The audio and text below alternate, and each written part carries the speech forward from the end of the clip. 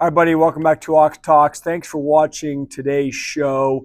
Please like the videos, share these videos with as many people as you can, loved ones, family, friends, colleagues, coworkers. If you're not subscribed to the channel, I would really appreciate your subscription. Hit that button for me and subscribe.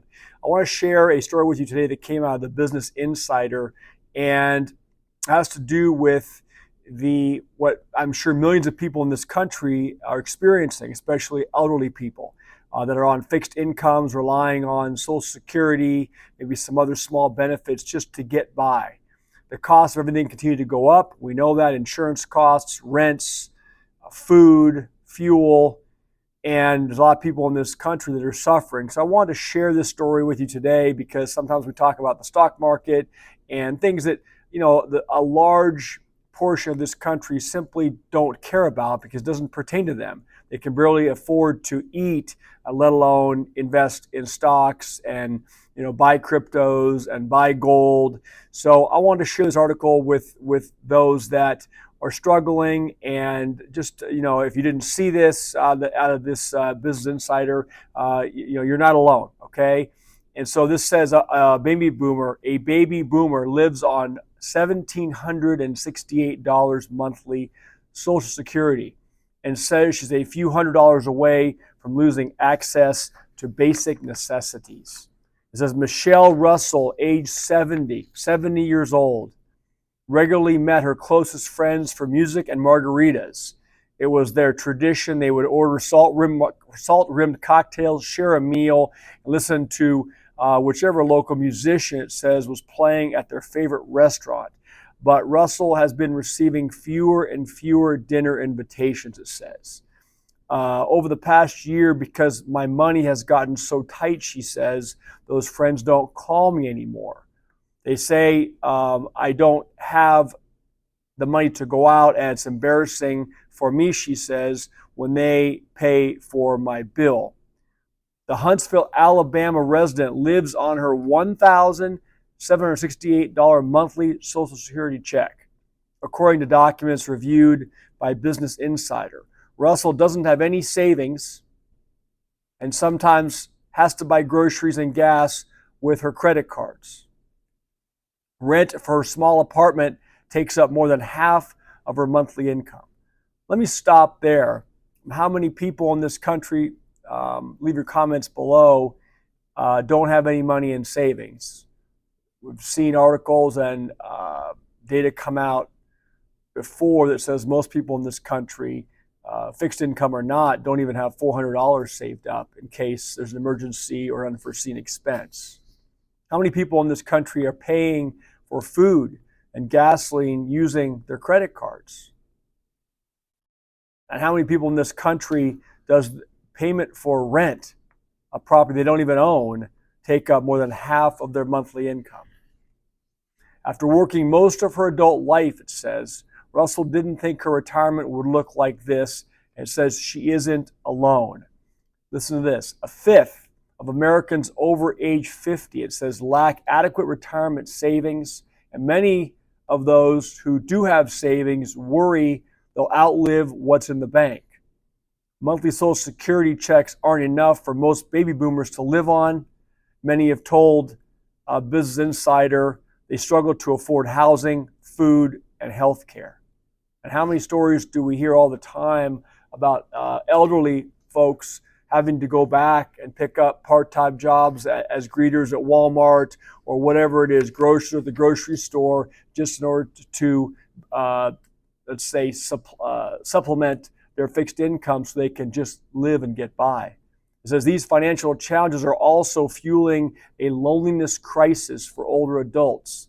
On such a tight budget, boomers like Russell don't have anything left to spend at restaurants, with friends, or on travel to see family.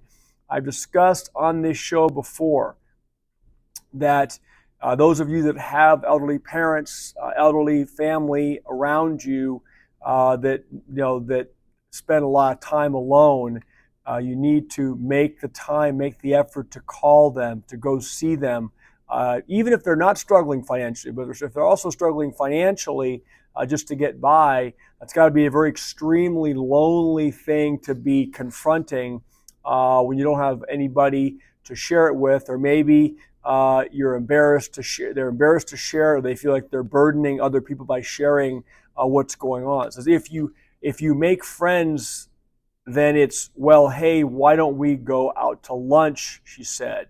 Without me working, though, there is no money for that. It goes away until you become very, very isolated. Russell retired from her job as a food service broker, it says, 6 years ago, and began collecting Social Security at about that time. Her late husband was a police officer, but they married late in life, so Russell said she didn't qualify for his spousal pension benefit. Over the past few years, Russell used any retirement savings she had to pay unexpected expenses like medical bills or for car repairs. And she's been in and out of part-time jobs working at a convenience store, here we go, Walmart and the local liquor store. The paychecks help boost her finances and pay for social outings like her music and margaritas, music and margarita nights, but Russell said she more recently had struggled to find even part-time work. It's increasingly difficult to be hired at her age, she said. Because of my age, I do have limitations, she said. I can't go in and pick up 50 pounds. I can't stand on my feet for 8 hours at a time, she said. She lives alone in a 700 square foot apartment with her dog, Pete. She pays nearly $900 a month, more than half of her Social Security income, making her severely rent burdened. So she pays $900 a month for a 700 square foot apartment. I don't know where the apartment is. Well, yeah, they said it's in Alabama. So it says she is severely rent burdened. On top of housing costs, she also has to pay her electricity, her cell phone, and insurance bills. She previously lived with her adult son to save money, but moved out last year when he got married. She tries to avoid asking her children for financial help, she said. And how many, of you have elderly parents that need help, but they just don't want to reach out and ask? And how many of you are unable to help elderly parents because you are also in a similar situation, suffering financially? This is in terms of health care. Russell said Medicare covered most of the basic doctor's visits and prescription needs, but Medicare doesn't cover emergency or long-term care. She doesn't know how she would afford a hospital stay if she needed one. Let's talk about that for a second. There's also been, I think I've shared on this channel before, that a lot of people are deferring and simply not getting medical care that they need. They're deferring doctor's visits, deferring having things addressed that they know are wrong, with their bodies, whatever it might be, because they can't afford it. Russell also receives $23 a month in SNAP benefits, but she says it doesn't go very far at the grocery store. Mostly she eats toast with butter and whatever is on sale. And she's often able to afford only one meal a day. Because right now, she feels as if she's a few $100s away from losing access to necessities. She says, I can survive as long as nothing unexpected comes along. So I know it's a depressing story, but sometimes it's important to share those stories so that people that are maybe going through a similar situation understand they're not alone, understand there's a lot of people in this country that are struggling. A lot of the elderly population are struggling. They lost a spouse. They don't have other family. Their savings is just simply not there for whatever reason, or they had an unexpected, very, very costly medical emergency or something like that wiped them out.